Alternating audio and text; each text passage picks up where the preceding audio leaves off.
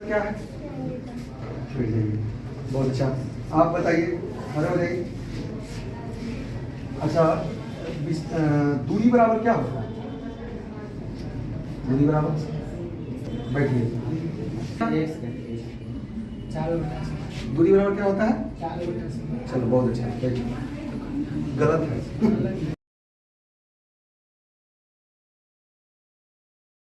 कि अगर इस बिंदु से हम चले, स्कूल से चले और घर की ओर जाने लगे, और बीच में हमारे पिताजी का कॉल आ गया। पिताजी हमारे बोले कहाँ हो? तो अब ये स्कूल से 200 मीटर आगे बढ़े। तो हमने एक बिंदु डिसाइड किया। किसको डिसाइड किया? स्कूल को, है ना। और बताया पापा मैं स्कूल से 200 मीटर आगे बढ़ चुका हूँ। तो उसको, स्कूल को हम लोग कहते हैं मूल बिंदु। क्या कहते हैं? ठीक उसी प्रकार एक उदाहरण, आसान सा उदाहरण देता हूँ कि आप स्टेशन पर बैठे हो। आप क्या हो? स्टेशन पर बैठे हो और सामने वाला आदमी गाड़ी में सोया हुआ है। सामने वाला आदमी कहाँ है? गाड़ी में सोया है और गाड़ी खुल चुकी है। कुछ देर के बाद वो जान पहचान का आपका निकला, उसको फोन कीजिए कहाँ पर, तो वो कहेगा मैंने गलती कहा की, ट्रेन ने गलती की। लेकिन अगर उसको बताना होगा कि आपने गलती किया, इसका मतलब यह है कि हमसे आप 500 मीटर आगे बढ़ चुके हैं, यानी आपने भी गलती किया है। आज के क्लास में हम लोग देखेंगे कि अभी बता रहे थे कि इमोशन के बारे में बता रहे थे। इमोशन की परिभाषा क्या है? तो कहता है कोई भी वस्तु समय के साथ अपनी स्थिति में परिवर्तन करता है तो उसे गति कहते हैं। क्या कहते हैं? लेकिन कुछ अलग बात क्या है? रिस्पेक्टिव इमोशन को जब हम जानेंगे तो कहता है किसी बिंदु के सापेक्ष समय के साथ स्थिति में परिवर्तन करता है तो उसे हम सापेक्ष गति कहते हैं। दोनों में सर अंतर क्या हुआ? इसमें हम सोशल साइंस पेपर देखते हैं और इसमें बायो पेपर है ये हम देखते हैं। मेरा योगदान ये है कि मतलब बच्चों को ज़्यादा से ज़्यादा अपना समय देते हैं, नोट्स तैयारी करवाते हैं और एक संस्था का अपना नोट्स है, नाम से जो कि बच्चे को आगे तक का भी ज़रूरत हो पूरा हो देंगे। क्या नाम हुआ आपका? मेरा नाम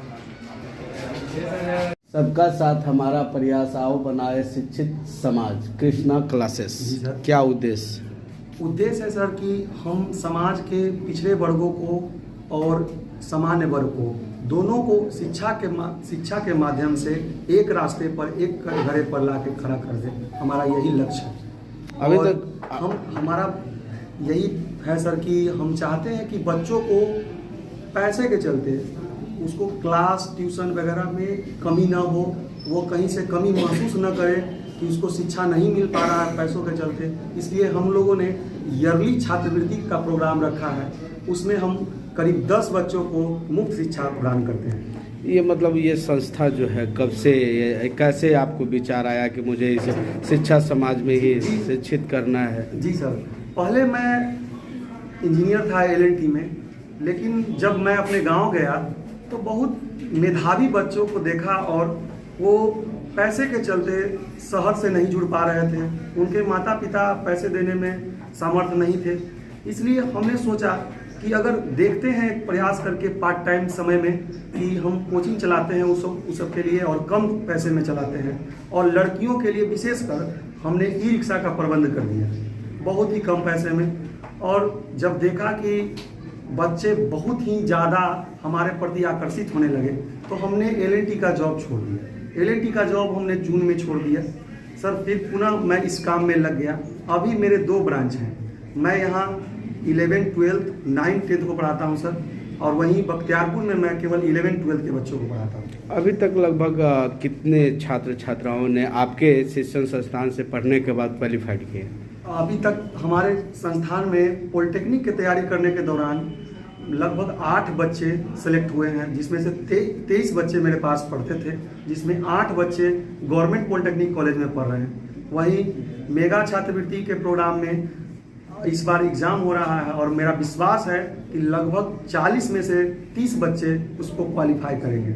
वहीं नवोदय के लिए बहुत सारे बच्चे इस कोचिंग से अलग अलग समय में पास आउट हुए हैं। अभी अब जो ये सेशन आने वाला है शिक्षा का, तो इनमें जो और भी 9th 10th के बच्चे पास आउट होंगे, 11 12 के बच्चे पास आउट, उन लोग के लिए क्या कुछ यहाँ सुविधा? सर 9 10th के बच्चों के लिए हमने अपना एक मॉडल पेपर तैयार किया है 9 10th के बच्चों के लिए, विशेषकर मैथ, विज्ञान और अंग्रेजी में कमज़ोर छात्रों के लिए हमारे कोचिंग में अलग से उसके लिए व्यवस्था है और अलग से क्लास चलता है। वहीं ऑनलाइन माध्यम से भी हम थोड़ा सा टफ टॉपिक जो होता है उस पर ध्यान देते हैं। वहीं क्लास में जो बच्चे आते हैं, पढ़ने के लिए आते हैं और कहीं ध्यान नहीं देते हैं तो उनके गार्जियन से हमारी बातचीत होती रहती है, उन पर नज़र बनाए रखते हैं। वहीं मॉडल पेपर में सर कुछ अलग तरीके से हमने तैयार किया है, उसमें पिछले वर्ष के क्वेश्चन और कुछ नए क्वेश्चन बनाने के तरीकों के साथ, जिससे बच्चे आसानी से क्वेश्चन समझ सकें। क्या नाम हुआ आपका? मेरा नाम कुणाल कुमार हुआ सर। मैं पेशे से इंजीनियर हूँ, आर्किटेक्ट सर, और मैंने इसके अलावा ऑटोकैड डिजाइनिंग वगैरह भी किया है और शिक्षा के क्षेत्र में मैं लगभग 1 वर्षों से जुड़ा हुआ हूँ।